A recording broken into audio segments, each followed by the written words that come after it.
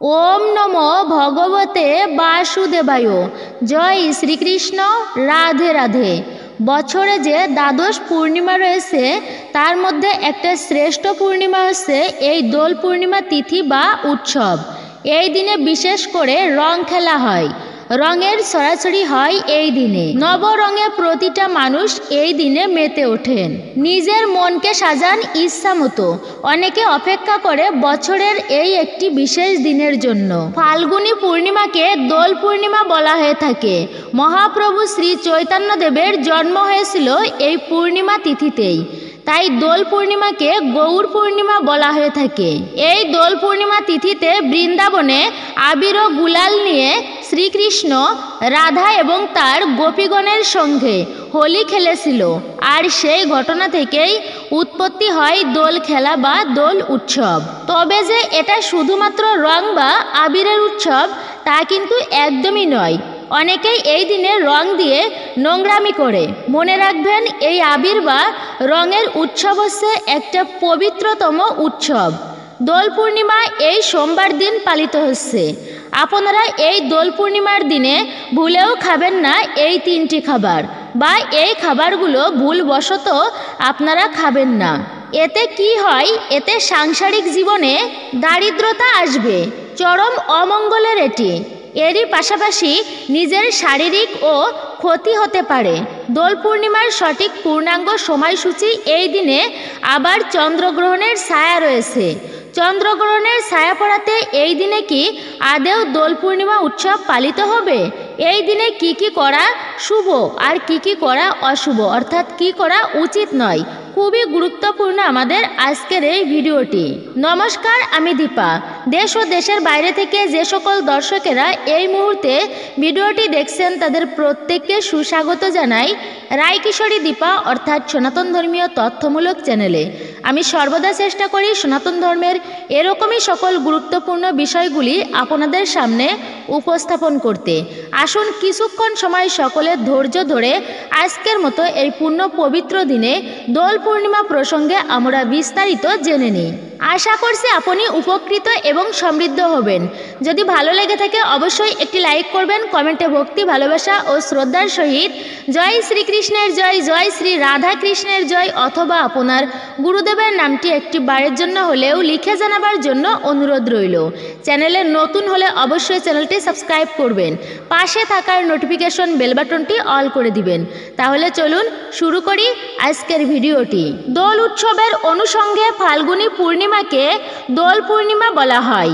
আবার এই পূর্ণিমা তিথিতেই চৈতন্য মহাপ্রভুর জন্ম বলে একে গৌর পূর্ণিমা নামে অভিহিত করা হয়। বৈষ্ণব বিশ্বাস অনুযায়ী ফাল্গুনী পূর্ণিমা বা দোল পূর্ণিমার দিন বৃন্দাবনে শ্রীকৃষ্ণ আবির বা গুলাল নিয়ে রাধিকা ও অন্যান্য গোপীগণের সঙ্গে রং খেলায় মেতে উঠেছিলেন। সেই ঘটনা থেকেই দোল খেলার উৎপত্তি হয়। পৌরাণিক উপাখ্যান ও লোককথাগুলোতে এই উৎসবকে বসন্ত উৎসব হিসেবে উল্লেখ পাওয়া যায়। 1486 সালের 18 ফেব্রুয়ারি দোল পূর্ণিমা তিথিতে শ্রী চৈতন্য মহাপ্রভু জন্মগ্রহণ করেন। এই তিথিকে গৌর পূর্ণিমাও বলা হয়। বসন্তের সঙ্গে এই উৎসব আরও রঙিন হয়ে ওঠে। হিন্দু পুরাণে প্রায় 2000 বছর আগে ইন্দ্রদ্যুম্নের দ্বারা গোকুলে হোলি খেলা প্রচলনের উল্লেখ রয়েছে। তবে ইতিহাস বলছে প্রাচীন ভারতে ইন্দ্রদ্যুম্নের নাম একাধিকবার রয়েছে। আবার অন্য একটি প্রচলিত কাহিনী থেকে জানা যায় যে হিরণ্যকশিপু এবং প্রহ্লাদের কাহিনী থেকে হোলি উৎসব এসেছে।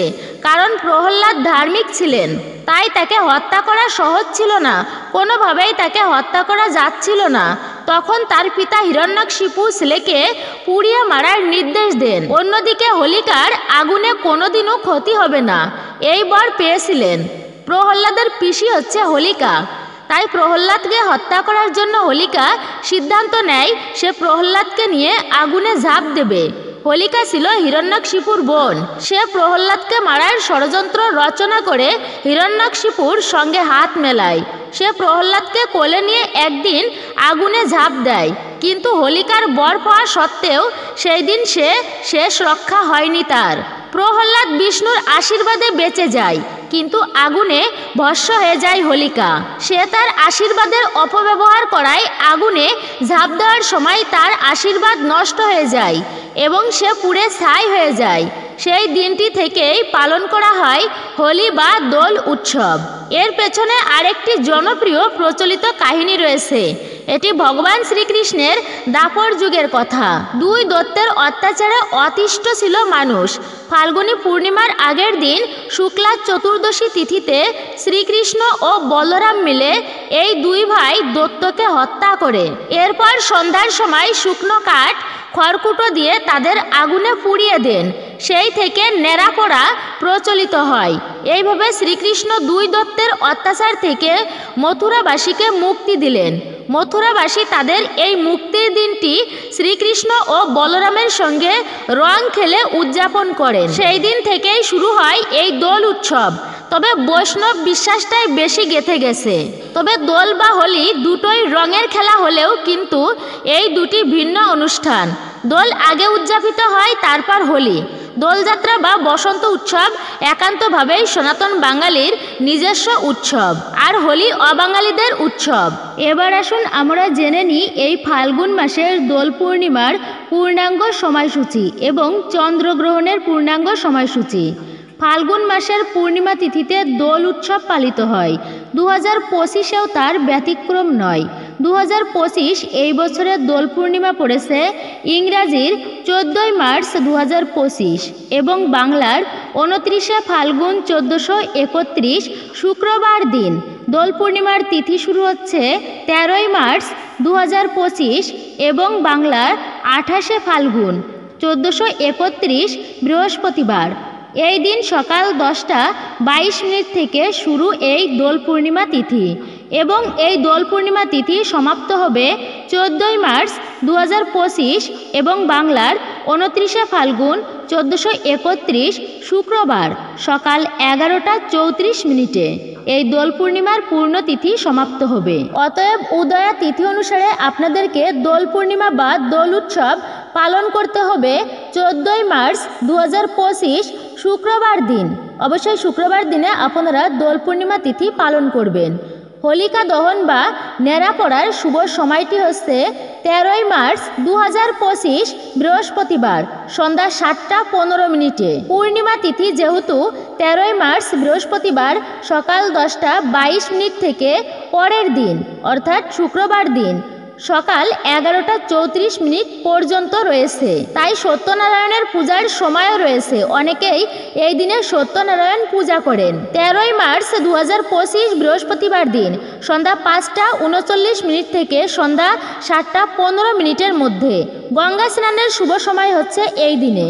বৃহস্পতিবার সকাল 6:02 থেকে সকাল 11:40 পর্যন্ত গঙ্গা স্নানের অত্যন্ত শুভ সময়টি হচ্ছে এটি, অর্থাৎ গঙ্গা স্নানের পূর্ণ সময়।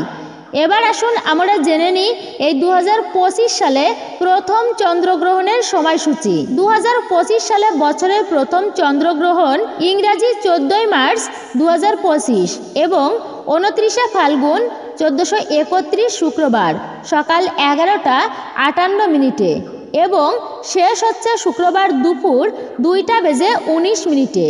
এই চন্দ্রগ্রহণ যেহেতু সকালবেলাতে লাগছে, ভারত বা বাংলাদেশে এই চন্দ্রগ্রহণ দেখা যাবে না, মানে অদৃশ্য, এবং এই গ্রহণের কোনো কুপ্রভাবও থাকছে না। তাই এই 2025-এ দোল পূর্ণিমা আপনারা সকলেই পালন করতে পারবেন। কারণ যেহেতু চন্দ্রগ্রহণ দৃশ্যমান নয়, অর্থাৎ চন্দ্রগ্রহণ দেখা যাবে না, তাই গ্রহণেরও কোনো প্রভাব পড়ছে না এই দিনে। এই বছর দোল পূর্ণিমা পালন করতে আপনাদের কোনো অসুবিধা নেই। প্রত্যেকে আনন্দের সহিত দোল পূর্ণিমা উৎসবটি পালন করতে পারবেন এবং বসন্ত উৎসব তথা দোল উৎসব পালন করুন প্রত্যেকেই এই দিনে। এই শুভ পূর্ণ তিথি হচ্ছে দোল পূর্ণিমা। এই দোল পূর্ণিমার মধ্যে যদি আপনারা এই 5টি শুভ সংকেত বা লক্ষণ পেয়ে থাকেন অথবা এর মধ্য থেকে একটিও যদি পান, তবে আপনি সাধারণ কোনো মানুষ নন। ভগবান শ্রীকৃষ্ণ ও রাধারানীর কৃপায় ভালো সময় আসন্ন আপনাদের জীবনে। এই মহাযজ্ঞে অনেক মানুষের কপাল অর্থাৎ বন্ধ ভাগ্য খুলে যায়। তাই এই দোল পূর্ণিমা থেকে যদি আপনারা এই সংকেত বা লক্ষণগুলো বারবার পেয়ে থাকেন, তাহলে আপনার উপর কিন্তু শ্রীহরি বিষ্ণু বিশেষ কৃপা রয়েছে। তাই এই লক্ষণগুলো যদি আপনারা বারবার পেয়ে যান তাহলে ভগবানকে বলুন যেন আপনার মনের বাসনা মনস্কামনা তিনি শীঘ্রই পূর্ণ করে দেন।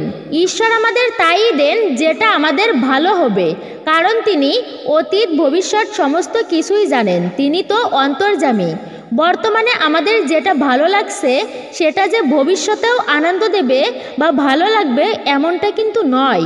আমরা একজন মানুষ হিসাবে ঠাকুরের কাছে চাই, আর ভগবান আমাদের যাতে কল্যাণ হবে সেই হিসাবেই তিনি ফল অর্পণ করেন। বিশেষ করে বেশিরভাগই ভক্তদের জীবনে দুঃখ আসে, তবে একটু দুঃখ এলেও ভগবান কিছু বিশেষ এবং শুভ দিনে তার ভক্তদের বিভিন্ন লক্ষণের মাধ্যমে বা সংকেতের মাধ্যমে তিনি বুঝিয়ে দেন যে তিনি তার সাথেই রয়েছেন। কিন্তু এই সংকেত বা লক্ষণগুলি আমরা খেয়াল করিই না, আর আমরা খেয়াল করি না বলে বিভিন্ন কারণে আমরা নিজেদেরকে একা ভাবি আর ভগবানকে দোষী করি। তাই এই সংকেতগুলো যদি আপনারা এই দোল পূর্ণিমার শুভ যোগে পেয়ে থাকেন তা নিজের মধ্যেই রাখুন। আপনারা খুবই ভাগ্যশালী। আপনাদের শুভ সময় খুব শীঘ্রই আসতে চলেছে। ভিডিওটি স্কিপ করবেন না, সম্পূর্ণ ভক্তির সহিত অবশ্যই শ্রবণ করুন। নাম্বার 1, যদি আপনাদের বাড়িতে বারবার কুকুর, বিড়াল, গাভী, হনুমান এ সমস্ত প্রাণীর হঠাৎই আনাগোনা শুরু হয়, বা যদি হনুমান বা বানর যদি আপনার গৃহ থেকে কোনো খাবার মুখে করে নিয়ে যায়, অথবা যদি গোমাতা এসে হঠাৎই আপনার গৃহের সামনে দাঁড়ায়, অথবা যদি গৃহে এই সময়ে কুকুর, বেড়াল এরা যদি বাচ্চা প্রসব করে, এমনকি চড়ুই পাখি আপনাদের বাড়িতে বাসা বাঁধে, তো এটা কিন্তু অত্যন্তই ভালো সংকেত বা লক্ষণ মানা হয় ব্যক্তির জীবনে। এরা যদি বাচ্চা প্রসব করে, এমনকি চড়ুই পাখি আপনাদের বাড়িতে বাসা বাঁধে, তো এটা কিন্তু অত্যন্তই ভালো সংকেত বা লক্ষণ মানা হয় ব্যক্তির জীবনে। কারণ আপনাদের বাড়িতে শুভ শক্তির বাস রয়েছে, সেই কারণেই এরা হঠাৎই ছুটে ছুটে আপনাদের বাড়িতে চলে আসে, তো এটা খুবই মঙ্গলময়ী। নাম্বার 2, যদি পূজা করার সময় আপনার চোখ দিয়ে বিন্দু বিন্দু অশ্রু পড়ছে শুরু করে, বা পূজা করার সময় যদি আপনার মনে হয় যে তিনি আপনাকে দেখে হাসছেন, মনে হচ্ছে আশেপাশে কেউ একজন আছেন, তো এটা খুবই মঙ্গলের অত্যন্ত ভালো সংকেত মানা হয়। এর মানে ঠাকুর আপনার উপর অত্যন্তই প্রসন্ন, আর আপনার জীবনের ভালো সময় খুব শীঘ্রই আসবে। নাম্বার 3, যদি আপনার গৃহে হঠাৎই কালো পিঁপড়ার আগমন বেড়ে যায়, তাহলে বুঝবেন যে আপনার গৃহে মা লক্ষ্মীর আগমন হবে। এর ফলে টাকা পয়সা সংক্রান্ত সমস্যা আপনার জীবনে আর থাকবে না। নাম্বার 3, যদি আপনার গৃহে হঠাৎই কালো পিঁপড়ার আগমন বেড়ে যায়, তাহলে বুঝবেন যে আপনার গৃহে মা লক্ষ্মীর আগমন হবে। এর ফলে টাকা পয়সা সংক্রান্ত সমস্যা আপনার জীবনে আর থাকবে না। তাই অবশ্যই সেই পিঁপড়াদের প্রণাম করে কিছু আটা নেবেন, তাতে চিনি মিশিয়ে তাদেরকে খেতে দেন। নাম্বার 4, যদি আপনাদের ঘুম ভোর 3টা থেকে 5টার মধ্যে ভেঙে যায়, এই শুভ সময়ে যদি আপনাদের ঘুম ভেঙে যায়, তো ভাববেন আপনি খুবই একজন ভাগ্যবান ব্যক্তি। এই সময়কে বলা হয় ব্রহ্ম মুহূর্ত সময়। এই সময়ে বাড়িতে দেবদেবীর আগমন হয়। দিন রাতের মধ্যে সবচেয়ে পবিত্র সময় হচ্ছে ব্রহ্ম মুহূর্ত সময়। এই সময়ে আপনি যে কাজই করুন না কেন তা মন স্থির করে করতে পারবেন এবং সফলতা পাবেনই পাবেন। আর এই সময়ে ঘুম ভাঙা মানে তিনি এসে আপনাদের ঘুম থেকে তুলে দিচ্ছেন, তাই আপনি হঠাৎই উঠে পড়তে পারছেন। আর এই সময়ে উঠে যদি আপনি ধ্যান, জপ, তপ, আরাধনা করতে পারেন, তো আপনাদের জীবন খুব শীঘ্রই পরিবর্তন হবে। আপনাদের জীবনে খুব শীঘ্রই পরিবর্তন হতে চলেছে। শুধু যে দোল পূর্ণিমা তা কিন্তু নয়, এমন যদি প্রতিদিনই আপনার সঙ্গে হয়, তবে বুঝবেন আপনি অত্যন্তই ভাগ্যবান ব্যক্তি, সাধারণ কেউ নন। নিশ্চয় আপনি কোনো না কোনো জন্মে দৈবিক কাজের সঙ্গে যুক্ত ছিলেন। এরপর নাম্বার 5, যদি আপনার গৃহে যে কোনো জায়গায় একসাথে 3টি টিকটিকি দেখতে পান, তো এটা কিন্তু খুবই শুভ। এরাও বাড়িতে মা লক্ষ্মী দেবীর আগমনের আভাস দেয়। নাম্বার 6, যদি আপনাদের বাড়িতে এই দিনে হঠাৎই বাচ্চা সন্তানদের আগমন বেড়ে যায়, অথবা যদি বাচ্চারা আপনাকে দর্শন করে প্রশান্তির হাসি দেয়, তাহলে ভাববেন আপনার সাথে ঈশ্বরের আশীর্বাদ রয়েছে। কারণ ছোট ছোট বাচ্চারা ঈশ্বরকে দেখতে পায়, তাই আপনার দিকে তাকিয়ে তারা প্রশান্তির হাসি দেয়। নাম্বার 7, সকালবেলায় আপনি যদি কোনো কাজে যাওয়ার সময় প্রায় দিনেই কোনো গোশাবক অর্থাৎ গোমাতার বাছুরকে গাভীর স্তন পান করতে দেখেন, অথবা আপনি ঘুমিয়ে স্বপ্নে প্রায় দিনেই কোনো দেবদেবীর আগমন হয় এমন কোনো যদি দেখেন, তাহলে বুঝে নেবেন আপনার জীবনে এবার ভালো সময় আসবে সর্বদিক থেকেই। দোল পূর্ণিমার সময় ভুলেও আপনারা বাড়ি থেকে এই জিনিসগুলি কাউকে দেবেন না, নতুবা নিজেদের সৌভাগ্যকে আপনারা নিজেরাই দুর্ভাগ্যে পরিণত করবেন। কারণ এই উৎসব যে শুধু রঙের তা কিন্তু নয়, জীবন থেকে দুর্ভাগ্য ও কালিমা দূর করে ভগবান সৌভাগ্যের নতুন রঙে সবাইকে ভরিয়ে দেন। পরিবারে আসে সুখ, শান্তি ও সমৃদ্ধি। এই দোল পূর্ণিমার মতো শুভ দিনে ভুল করেও আপনারা বাড়ি থেকে কাউকেই দেবেন না এই সমস্ত জিনিস, নইলে এই দোল পূর্ণিমা আপনার জীবনে ঘোর কালো অমানিসা ডেকে আনতে পারে। তাই আপনাদের সতর্ক করা ধরেই নিন এটা আমার কর্তব্য। বিষ্ণু পুরাণ ও গরুড় পুরাণে ভগবান বলেছেন এই 5টি জিনিস মা লক্ষ্মীর সঙ্গে জড়িত রয়েছে। তাই যাদের জীবনে দেবী মা লক্ষ্মীর কৃপা থাকে তারা জীবনে ধন সম্পত্তি, মান সম্মান, প্রতিপত্তি সমস্ত কিছুই অতি সহজে প্রাপ্ত করে। কিন্তু সামান্য কিছু ভুলেও বাড়ি থেকে মা লক্ষ্মী দেবীর কৃপা সেই বাড়ি থেকে ব্যক্তির জীবন থেকে উঠে যায়। তাই ভগবান বলেছেন যে এই 5টি জিনিস যদি কখনো আপনারা কাউকে ভুলেও দান করে দেন, তাহলে আপনাদের বাড়িতে কিন্তু সৌভাগ্যের নাশ হয়ে যায়, দুর্ভাগ্যের আগমন ঘটে। তাই এই শুভক্ষণে এই দোল পূর্ণিমার মধ্যে ভুলেও কিন্তু বাড়ি থেকে এই জিনিসগুলি কাউকে দেবেন না বা দান করবেন না। আর তা হচ্ছে প্রথমত, এই সময়ে কাউকে ভোজন করানো খুবই শুভ।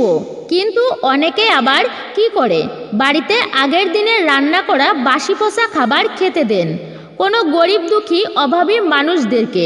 যখন তারা বাড়িতে আসে তাকে দিয়ে দেন, এটি কিন্তু আপনারা ভুলেও করবেন না। পচাবাসি খাবার কাউকে দান করবেন না। যদি না থাকে একদমই, এক্ষেত্রে যদি কোনো ক্ষুধার্ত ব্যক্তি আসে তখন তাকে বাসি খাবার দিতে পারেন, কিন্তু পচা নষ্ট হয়ে যাওয়া খাবার অথবা এঁটো খাবার কিন্তু একদমই তাদেরকে খেতে দেবেন না। অতিথি রূপে নারায়ণ, অতিথি হচ্ছে দেবতুল্য অর্থাৎ দেবতার সমান। এমন করলে এতে ভগবান এবং মা লক্ষ্মীকে অপমান করা হয়, আর তখন থেকেই শুরু হয় জীবনের চরম দুর্ভাগ্য। এর পরবর্তী হচ্ছে পিতল, রূপ, তামা এ সমস্ত ধাতুর তৈরি বাসনপত্র কাউকে দান করা খুবই কিন্তু শুভ মানা হয়। তবে কিন্তু কাউকেই ভুলবশত এই সময়ে প্লাস্টিক, টিন, অ্যালুমিনিয়াম বা কাঁচের তৈরি বাসনপত্র কাউকে দান করবেন না, বিশেষ করে সন্ধ্যার পর। এর পরবর্তী হচ্ছে তিল বা তেল দান করা অত্যন্তই শুভ। কিন্তু রান্না করা তেল বা বাসি তেল এই শুভ দিনে কাউকেই দেবেন না। দান হচ্ছে মহৎ কার্য। দান যেহেতু করবেন আপনারা, তবে মনে রাখবেন মনের ভেতর যেন কোনো রকমের অহংকার বা ক্রোধ না আসে। অনেকেই দান করতে গিয়ে অসহায়, অভাবী, দুস্থ মানুষদেরকে মানুষ বলেই গণ্য করেন না। টাকা পয়সা কোনো জিনিস তাদের দিকে ছুঁড়ে ফেলে দেয়, অত্যন্তই খারাপ ব্যবহার করে। তাই মনে রাখবেন কাউকে ছোট ভেবে বা ছোট করে দান করবেন না। দান সর্বদাই শ্রদ্ধার সহিত হাতে বা পাত্রে দেবেন, মাটিতে একদমই ছুঁড়ে ফেলে দেবেন না। কারণ এই সংসারে যা কিছু আছে তা সব কিছুরই সৃষ্টিকর্তার, আর আমরা তো সেখানে শুধুমাত্র উপলক্ষ, নিমিত্ত মাত্র। এর পরবর্তী হচ্ছে ঝাঁটা। এই সময় ভুলেও আপনার বাড়ি থেকে ঝাঁটা বা ঝাড়ু কাউকেই দেবেন না বা দান করবেন না। এটা মা লক্ষ্মীর স্বরূপা বলে মনে করা হয়। যদি কাউকে দিতেই হয় তবে আপনি নতুন ঝাঁটা কিনে দেন। তবে এই শুভ দিনে, শুভ মুহূর্তে বাড়ি থেকে ঝাঁটা বা ঝাড়ু কাউকে দান করবেন না। এছাড়া এই শুভ সময়ে মহিলাদের ব্যবহার করা জিনিসপত্র যেমন বস্ত্র, গহনা, সিঁদুর কাউকে কিন্তু একেবারেই দেবেন না, কারণ এগুলো হচ্ছে মা লক্ষ্মীর প্রতীক। এগুলোর সাথে আপনাদের বাড়ি থেকে সৌভাগ্য দূরীভূত হবে। অবশ্যই মনে রাখবেন, এগুলি এই শুভতম দিনে দান করবেন না এবং কোনো সময়ই দান করতে নেই। এর পরবর্তী হচ্ছে এই দোল পূর্ণিমার শুভ দিনে সন্ধ্যার পরে বা সন্ধ্যার সময়ে বাড়ি থেকে লবণ, দুধ বা চিনি, চাল, দই অর্থাৎ সাদা জিনিসপত্র কাউকে একেবারেই দান করবেন না এবং আলমারি থেকে টাকা পয়সা বের করে সন্ধ্যার সময় কাউকে দেবেন না। শুধুমাত্র যে শুভ দিনে তা কিন্তু নয়, অন্যান্য সময়েও দেবেন না, সন্ধ্যাবেলায় বা সন্ধ্যার পর থেকে, নইলে সংসারে চরম দারিদ্রতা ও দুর্ভাগ্য নেমে আসবে। এমনও হয় আমরা জানতে বা অজান্তে বিভিন্ন ধরনের কাজ করে বসি, তাই আমাদের জীবনে বিভিন্ন ধরনের দুর্ভাগ্য নেমে আসে। তাই শাস্ত্রে বলছে যে শুভ দিনে সকাল সকাল ঘুম থেকে ওঠার পর রাতে ঘুমাতে যাবার আগে অবধি কিছু নিয়ম পালন করা উচিত, কারণ বছরে এই দিন শুধুমাত্র একবারই আসে। এই মহাযোগে সামান্যতম কাজে মানুষের মন্দ ভাগ্যের দরজা খুলে যায়। ভগবান সৌভাগ্যে সেই সমস্ত ভক্তদের ভরিয়ে তোলেন। কিন্তু এই দিনে আবার কিছু কিছু সামান্য কার্যেই মানুষের জীবনে নেমে আসে চরম দুর্ভাগ্য। তাই অবশ্যই জানতে পারবেন এই দোল পূর্ণিমার দিনে কোন সেই 3টি খাবার বা কোন সেই খাবারগুলো একদমই মুখে তুলবেন না, মানে খাবেন না, এবং এই শুভতম দিনে কোন কাজগুলো ভুলেও করবেন না। অবশ্যই নিষ্ঠা ভক্তির সহিত আর কিছুক্ষণ সময় ধৈর্য নিয়ে শ্রবণ করুন। আশা করছি উপকৃত হবেন আপনারাই। প্রথমত হচ্ছে এই দোল পূর্ণিমার দিনে মানে পবিত্র দিনে ভুলেও করবেন না মদ্যপান। আর যদি কোনো কারণবশত মদ্যপান করে ফেলেন তাহলে কিন্তু আপনারা তুলসী গাছের নিকটে ভুলেও যাবেন না, কারণ এই দোল পূর্ণিমার দিনে এই কার্য করাতে চরম দুর্ভাগ্য বয়ে আনে। তাই এই দোল পূর্ণিমার দিনে তুলসী গাছে এই সমস্ত জিনিস যেন না পড়ে সেদিকে অবশ্যই খেয়াল রাখবেন। ভুলেও ভেজা জিনিসপত্র তুলসী গাছের কাছে নাড়বেন না। এর পরবর্তী হচ্ছে এই শুভতম দিনে আপনারা একদমই অচেনা বাড়ি বা কোনো বাড়িতেই খাবেন না, কারণ এই দিনে অনেকেই আছেন কোনো নিয়মকানুন মান্য করেন না, তাদের তামসিক খাবার রান্না করা। আর এই সমস্ত তামসিক খাবার যদি আপনারা এই পুণ্য পবিত্র দিনে গ্রহণ করেন তবে মানুষের জীবনে নেমে আসে চরম দুর্ভাগ্য দুর্গতি।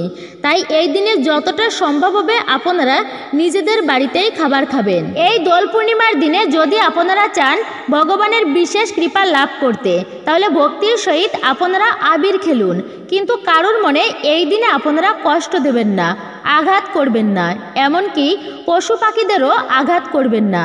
তবে এই দিনে অর্থাৎ দোল পূর্ণিমার দিনে আপনারা পশু পাখির গায়ে রং দেবেন না, কারণ আপনাদের আনন্দ যেন অন্য কারোর দুঃখের কারণ হয়ে না দাঁড়ায়। এই দোল পূর্ণিমার দিনে স্বামী স্ত্রীদের মধ্যে দূরত্ব বজায় রাখবেন, মানে শারীরিক মিলন করবেন না, ব্রহ্ম ক্ষয় করবেন না। শুভতম দিনে ব্রহ্মচর্য ধর্ম পালন করুন।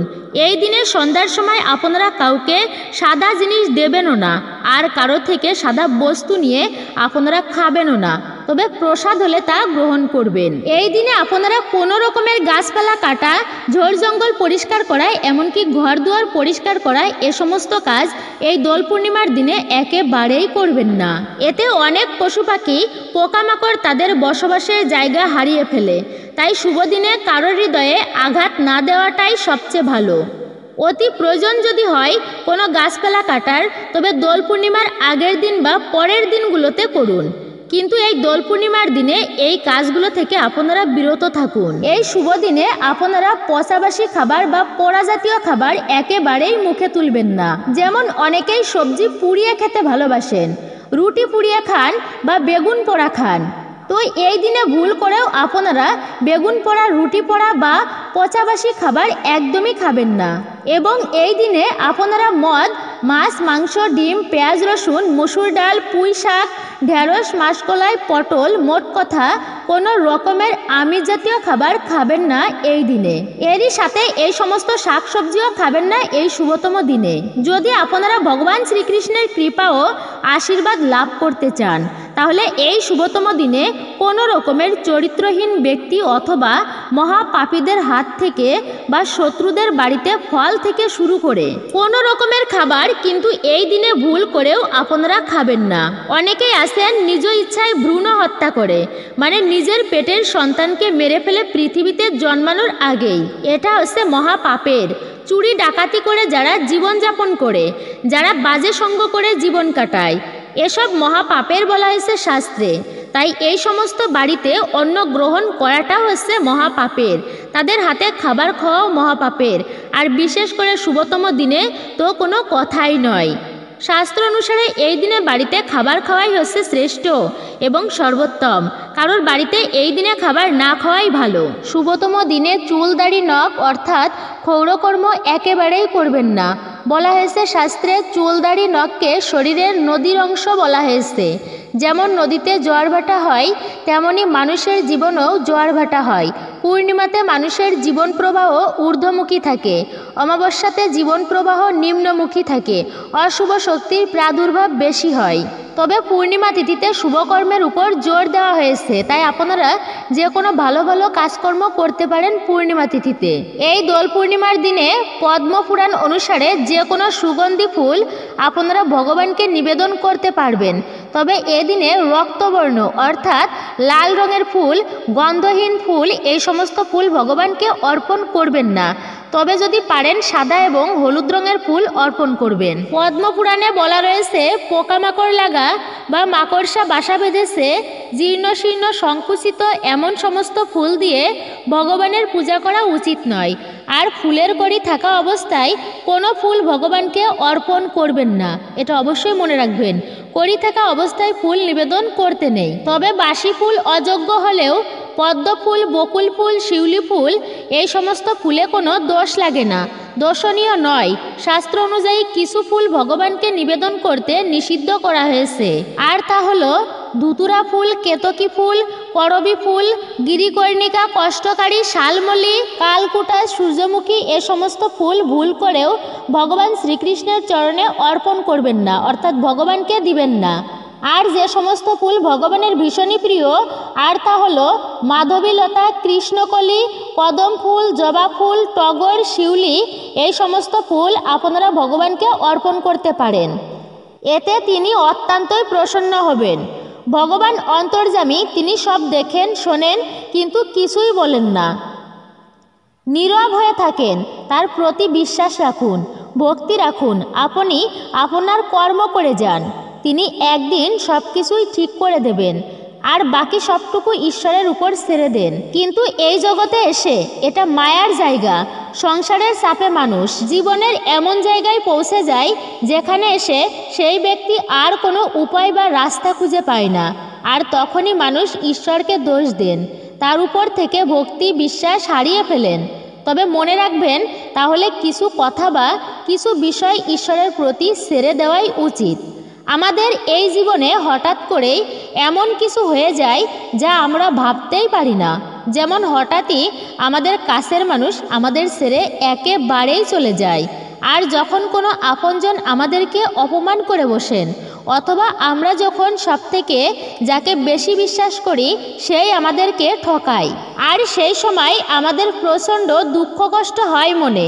এছাড়াও জীবনে কখনো আমাদের উন্নতি হয়, কখনো সব আবার লোকসান হয়, বা এমন এমন কিছু হারিয়ে ফেলি, তখন হতাশার শেষ থাকে না। আর তখন আমরা কতভাবে যে ভগবানকে দোষারোপ করি, নিয়তির উপর, ভাগ্যের উপর দোষারোপ করি। কিন্তু যখনই ভালো সময় আসে তখন আমরা তার মধ্যে এত ডুবে যাই যে অন্যান্য সব কিছু আমরা সম্পূর্ণই ভুলে যাই। লাভ ক্ষতি, জীবন মরণ, যশ উপযশ সব কিছুই ঈশ্বরের হাতে। জন্ম থেকে অন্তিম পর্যন্ত আমরা যা কিছু ভোগ করি সব বিধির হাতে। পূর্বজন্মে যেমন কর্ম করা হয়েছিল সেই হিসাবে ঈশ্বর এই জন্মের ভাগ্য নির্ধারণ করেন কর্ম অনুযায়ী। জন্ম মৃত্যু এই চক্র তো একমাত্র তার হাতে। গীতাতে বলেছে, যে মানব ঈশ্বরের প্রতি মন স্থির করে, তার ধ্যান জপ তপ সব কিছুই আমার প্রতি বিশ্বাসের সহিত রাখে, তাকে আমি যা প্রদান করি যা তার ভাগ্যেও নেই। মানুষের অকল্পনীয় সব কিছু প্রদান করে থাকি। সেই জন্যই সব কিছুই যে কোনো পরিস্থিতিতেই হোক না কেন ঈশ্বরের প্রতি বিশ্বাস হারাতে নেই। তিনি নিশ্চয়ই কৃপা করবেন, এছাড়াও মানুষের সুখ এবং দুঃখ তার ইন্দ্রিয় থেকে নির্গত হয়। তাই এটি ঋতুর মতো সময়ের সাথে যেমন ঋতু পরিবর্তন হয়, তেমনি সময়ের সাথে মানুষের সুখ দুঃখ যাওয়া আসা করে। অর্থাৎ সুখ দুঃখ এসব চিরকালের জন্য স্থায়ী নয়। যেমন দিন এবং রাত্রি, দিন পার হয়ে গেলে রাতের কালো আঁধার আসে, ঠিক রাতের কালো আঁধার কেটে গেলে আবার সেই নতুন সূর্যের উদয় হয়। তাই জীবনে সুখ আসুক বা দুঃখই আসুক, আমাদের কখনোই এতে উত্তেজিত হওয়া উচিত নয়। সর্বদাই ঈশ্বরের কাছে আত্মসমর্পণ থাকা উচিত। জীবনে মান বা সম্মান আসুক, সুখ আসুক বা দুঃখ আসুক, যাই আসুক না কেন, আমাদের সর্বকর্ম ভগবানকে অর্পণ করা উচিত। মনে রাখবেন, আমাদের কর্ম অনুযায়ী আবার আমাদের জন্ম মৃত্যুর চক্রে অর্থাৎ এই ধরাতে ফিরে আসতে হবে। জীবনে মান বা সম্মান আসুক, সুখ আসুক বা দুঃখ আসুক, যাই আসুক না কেন, আমাদের সর্বকর্ম ভগবানকে অর্পণ করা উচিত। মনে রাখবেন, আমাদের কর্ম অনুযায়ী আবার আমাদের জন্ম মৃত্যুর চক্রে অর্থাৎ এই ধরাতে ফিরে আসতে হবে। আপনি সৎকর্ম করবেন, সততা নিয়ে চলবেন, ঈশ্বরের প্রতি আত্মসমর্পণ করবেন। তাতে হয়তো আপনি এই জগতে কারোর কাছে ভালো হতে পারবেন না, কিন্তু একমাত্র ঈশ্বর, যার কাছে আপনি ভালো থাকবেন। ঈশ্বর আপনার প্রতি প্রসন্ন হলে আপনার কর্মে পাবেন মোক্ষ। আর ঈশ্বর যদি আপনার প্রতি প্রসন্ন হয়, তাহলে আপনার কর্মেই পাবেন মোক্ষ। ঈশ্বরের নিকটে ফিরে যেতে পারবেন, আর আসতে হবে না এই ধরাতে। মায়াময় জগতে ত্রিতাপ যন্ত্রণায় দগ্ধ হতে হবে না। ঈশ্বরের জন্য কর্ম করা হচ্ছে নিষ্কাম কর্ম। কারণ আজ যা আমাদের আছে, কাল তা অন্যের, পরশু তা অন্য কারোর হয়ে যাবে। যদি সম্ভব হয় ভোর রাত 4:30 মঙ্গল আরতি, সকালে হরিনাম জপ, মহাপ্রভুর লীলা শ্রবণ করা, সন্ধ্যায় অভিষেক দর্শন করা। সন্ধ্যায় অভিষেক শেষে অনুকল্প প্রসাদ, ফল বা সবজি খাওয়া যাবে, একাদশীর প্রসাদের মতো। পারণ পরের দিন সকালে একাদশীর মতো পালন করতে হবে। সকলে কৃপা করে উপবাস পালন করবেন এবং মহাপ্রভুর বিশেষ কৃপা লাভ করুন। মহাপ্রভু শ্রী চৈতন্যদেব এই দোল পূর্ণিমার পুণ্যতিথিতে নবদ্বীপে এক ব্রাহ্মণ পরিবারে জন্মগ্রহণ করেন। তখন জাতিভেদ বর্ণভেদ আমাদের সমাজে মানুষে মানুষে বিভেদের প্রাচীর তুলে দিয়েছিল। শ্রী চৈতন্যদেব অর্থাৎ গৌরাঙ্গ প্রভু সমাজ থেকে এই বিভেদ দূর করে জীব উদ্ধারের জন্য হরিনাম প্রচার করেছিলেন নিঃস্বার্থভাবে। দোল পূর্ণিমার এই দিনে জন্মগ্রহণ করে জীব উদ্ধারের জন্য কাজ করে গেছেন বলে এই পূর্ণিমাকে বলা হয় গৌর পূর্ণিমা। চন্দ্র উদয় অর্থাৎ সকাল থেকে সন্ধ্যা পর্যন্ত নির্জলা উপবাস করে তারপর অভিষেক করে অনুকল্প প্রসাদ গ্রহণ করতে হবে। এই দিনে দোল পূর্ণিমার দিনে খুব ভোরে ঘুম থেকে উঠতে হবে এবং স্নান করতে হবে। স্নানের জলে সামান্য গঙ্গা জল মিশিয়ে নিতে হবে। সম্ভব হলে গঙ্গা স্নান করুন, এর ফলে খুবই শুভ ফল। দোল পূর্ণিমার দিন খুব ভোরে ঘুম থেকে উঠতে হবে এবং স্নান করতে হবে। স্নানের জলে সামান্য গঙ্গা জল মিশিয়ে নিতে হবে। সম্ভব হলে গঙ্গায় স্নান করুন, এর ফলে খুবই শুভ প্রভাব লাভ করতে পারবেন। এই দিন একটি তামার পাত্রে, সম্ভব না হলে যে কোনো ধাতুর পাত্রে কিছুটা গঙ্গা জল, সামান্য গুড় এবং আবির মিশিয়ে সূর্যদেবকে অর্থাৎ সূর্যদেবের উদ্দেশ্যে অর্পণ করুন। এতে বিশেষ সুফল লাভ করতে পারবেন। আবির যে কোনো রঙের ব্যবহার করতে পারেন, কিন্তু বিশেষ করে নীল এবং গোলাপি আবির ব্যবহার করা খুবই শুভ। এই দিন রাতের বেলা একটা গোটা নারকেল লাল কাপড়ে মুড়ে তাতে আটা এবং সিঁদুর লাগিয়ে চন্দ্রদেবকে নিবেদন করুন। এই দিন একটা ছোট্ট রূপার থালায় খেজুর, সাবু এবং কেশর দিয়ে চন্দ্রদেবের উদ্দেশ্যে নিবেদন করুন। সবশেষে ধূপ প্রদীপ দেখাতে ভুলবেন না। দোল পূর্ণিমার দিন বাড়িতে শ্রীকৃষ্ণের সব প্রিয় জিনিস কিনে আনতে হবে, এতে শ্রীকৃষ্ণ অত্যন্তই প্রসন্ন হন। এই দিন বাড়িতে আনুন ময়ূরের পালক, বাঁশি, শঙ্খ, যে কোনো ধাতুর কচ্ছপের মূর্তি এবং শ্রীকৃষ্ণের প্রিয় যে কোনো একটি খাবার। নেড়াপড়া হোক বা হোলিকা দহন, এই সময় কালো বা সাদা রঙের পোশাক ভুলেও পরবেন না, কারণ এই দুই রঙের প্রতি অশুভ শক্তি দ্রুতই আকৃষ্ট হয়। আগুনে অশুভ শক্তিকে পুড়িয়ে দেওয়ার এই প্রথা চলাকালীন তাই কালো ও সাদা রং এড়িয়ে চলাই ভালো। এছাড়া এই দিন হলুদ রঙের পোশাক পরতেও বারণ করা হয়। নেড়া পড়া বা হোলিকা দহনের দিন রাস্তায় পড়ে থাকা কোনো জিনিস স্পর্শ করবেন না। নেগেটিভ এনার্জি থেকে বাঁচতে এই পরামর্শ অবশ্যই মেনে চলুন। এই দিন চুল খোলা রাখবেন না। মহিলাদের চুলে তেল দিয়ে ভালো করে বেঁধে রাখতে বলা হয়েছে শাস্ত্রে। দোল পূর্ণিমার দিনে কাউকে টাকা পয়সা বা কোনো দামি জিনিস দেবেন না, এর ফলে আপনি আর্থিক সংকটে পড়তে পারেন। এই দিন সন্ধ্যাবেলায় নিজের বাড়িতে অবশ্যই একটি ঘিয়ের প্রদীপ জ্বালিয়ে রাখুন। ভাঙের সঙ্গে কখনো সিঙ্গারা, পকোড়া বা কোনো ধরনের ভাজাভুজি খাবেন না, এটি পরিপাক তন্ত্রের উপর চাপ ফেলতে পারে। চকলেট, কোকো বা ক্যাফেইন জাতীয় কোনো খাবার ভুলেও খাবেন না, অন্ত্র ও পাকস্থলীর উপর চাপ পড়তে পারে, ফলে বদহজম, বুক জ্বালা, পেটের সমস্যা ইত্যাদি দেখা দিতে পারে। দোলের দিন ভুলেও কারোর হাত থেকে মিষ্টি ও লবঙ্গ খাবেন না। এই ধরনের খাবার খাইয়ে দোলের দিন অনায়াসেই কেউ কালো জাদুটোনা করতে পারে। দোলের দিন বাড়িতে অপরিচিত কাউকে ঢুকতে দেবেন না। মনে রাখবেন, দোল উৎসব গ্রহ নক্ষত্রের অবস্থানের সঙ্গে সরাসরি যুক্ত। এই দিন আবির নিয়ে অল্প হলেও দোল খেলবে। আপনি যদি রং খেলা পছন্দ নাও করেন তাহলেও একেবারে আবিরও লাগাবেন না, এরকম কিন্তু করবেন না। বড়দের পায়ে আবির ছুঁয়ে তাদের আশীর্বাদ নিন, এতে পজিটিভ শক্তি প্রবাহিত হবে আপনার জীবনে। কিন্তু কোনো রাসায়নিক রং এই দিন ব্যবহার করবেন না। দোলের দিন অনেকেই নেশা করে থাকেন, বিশেষ করে দোলের দিনে ভাং খাওয়া খুবই প্রচলিত, কিন্তু এর ফলে নানা রকম সমস্যা দেখা দিতে পারে। ভাঙের নেশা 4-5 ঘন্টা পর্যন্ত থাকে। এই সময় লোকে ভুলভাল বকে, কি করছে তার উপর কোনো নিয়ন্ত্রণ থাকে না। বমি বমি ভাব হয় অনেকের। অনেক সময় এর ফলে দুর্ঘটনাও ঘটে যায়। তাই নিজের স্বাস্থ্যের কথা ভেবে দোল খেলুন সুরক্ষিতভাবে। এই দিন ভাং নেশা থেকে দূরে থাকাই কিন্তু ভালো। দোল পূর্ণিমার শুভ দিনে একটু হলেও আপনি কেশর খান। ঠান্ডা শরবতে কেশর মিশিয়ে খেতে পারেন। এই দিন কেশর খাওয়া সবচেয়ে শুভ বলে মনে করা হয়। এর ফলে সুখ ও সমৃদ্ধি বাড়ে এবং জীবনে পজিটিভ এনার্জি প্রবাহিত হয়।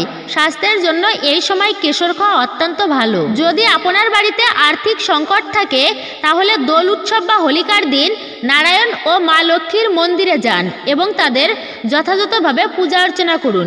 সহস্র নাম পাঠ করুন, প্রভুর কাছে আপনার সমস্যা বলুন এবং এটি দূর করার জন্য প্রার্থনা করুন। এরপর সামর্থ্য অনুযায়ী পশু পাখি ও দুস্থদের দান করুন। যদি কোনো কারণে আপনার বাড়িতে অপ্রয়োজনীয় খরচ বেড়েই চলেছে, তবে দোল উৎসব বা হোলির আগের দিন বাড়ির যে মুখ্য দরজা আছে সেই দরজায় আবির ছিটিয়ে তার উপর দ্বিমুখী প্রদীপ জ্বালান। এর মধ্যে অর্থের ক্ষতির কথা বলুন। প্রদীপ নিভানোর পর তা তুলে দোল উৎসব বা নেড়া পড়ানোর আগুনে নিক্ষেপ করে দিন। যদি আপনার বাড়ির কোনো ব্যক্তি দীর্ঘদিন ধরে অসুস্থ থাকে এবং চিকিৎসা করেও পুরোপুরি সুস্থ হতে না পারেন, তাহলে দোল উৎসব বা হোলির দিন খালি পান, লাল গোলাপ ও বাতাসা নিয়ে 31 বার ঘোরান। এরপরে এই জিনিসগুলিকে একটি মোড়ে রাখুন। তবে এই ব্যবস্থা এমন গোপনীয়তার সঙ্গে করুন যাতে কেউ আপনাকে দেখতে না পারে। কিছুক্ষণ পর রোগীর অবস্থার উন্নতি হতে শুরু করবে বলে বিশ্বাস করা হয়। যদি কেউ আপনার উপর জাদু করে থাকে তবে তার প্রভাব দূর করতে দোল উৎসব বা হোলির রাতে যেখানে নেড়া পড়ানো হয় একটি গর্ত খনন করুন এবং এতে 11টি কড়ি পুঁতে দিন। পরের দিন এই কড়িগুলি বের করে নীল কাপড়ে বেঁধে তা জলে ফেলে দিন। এতে আপনি এই সমস্ত থেকে অবশ্যই মুক্তি পাবেন ভগবান শ্রীকৃষ্ণের কৃপায়। আর হ্যাঁ, অবশ্যই এই শুভতম দিনে ভগবান শ্রীকৃষ্ণের নাম জপ করুন। কলিযুগের যুগধর্ম হরে কৃষ্ণ মহামন্ত্র অবশ্যই যতবার পারবেন আপনি জপ করুন, অথবা ওম নমো ভগবতে বাসুদেবায় নমো এই মন্ত্রটিও আপনি জপ করতে পারেন। একজন কৃষ্ণ ভক্ত তার হৃদয়কে বৃন্দাবন রূপে পরিণত করে শ্রীকৃষ্ণের স্বাচ্ছন্দ্যে বিহার স্থল করার জন্য। যে যত বেশি হরিনামের নিকট নিজের হৃদয়কে যুক্ত করে সে তত বেশি শুদ্ধ হয়। যেমন লোহার রড আগুনের স্পর্শে উষ্ণ থেকে উষ্ণতর হয়, তেমনি শ্রীকৃষ্ণের নাম রূপ লীলা গুণ কীর্তন ও শ্রবণ করলে মন ও চিত্ত বেশি বেশি পরিশুদ্ধ হয়। অবশ্যই আপনারা কলিযুগের যুগধর্ম হরে কৃষ্ণ মহামন্ত্র যতবার পারবেন, আমি আবারও বলতেছি, অবশ্যই জপ করবেন। এতে বিশেষ কৃপা আপনারাই লাভ করতে পারবেন। হরে কৃষ্ণ কৃষ্ণ কৃষ্ণ হরে হরে, হরে রাম রাম রাম হরে হরে। জয় শ্রীকৃষ্ণ, রাধে রাধে। এই ছিল আমাদের আজকের ভিডিওটি। আশা করছি আপনি একটুকু হলেও উপকৃত হয়েছেন। যদি ভালো লেগে থাকে অবশ্যই একটি লাইক করবেন, কমেন্টে ভক্তি ভালোবাসা ও শ্রদ্ধার সহিত জয় শ্রীকৃষ্ণের জয় অথবা আপনার আরাধ্য দেবের নামটি একটি বারের জন্য হলেও লিখে জানাবার জন্য অনুরোধ রইল। চ্যানেলে নতুন হলে অবশ্যই সাবস্ক্রাইব করবেন, পাশে থাকার নোটিফিকেশন বেল বাটনটি অল করে দিবেন। সকলে ভালো থাকুন, সুস্থ থাকুন, পরম করুণাময় ঈশ্বরের অশেষ কৃপায় আবারও আপনাদের সাথে কথা হবে নতুন কোনো ভিডিওর বিষয় নিয়ে।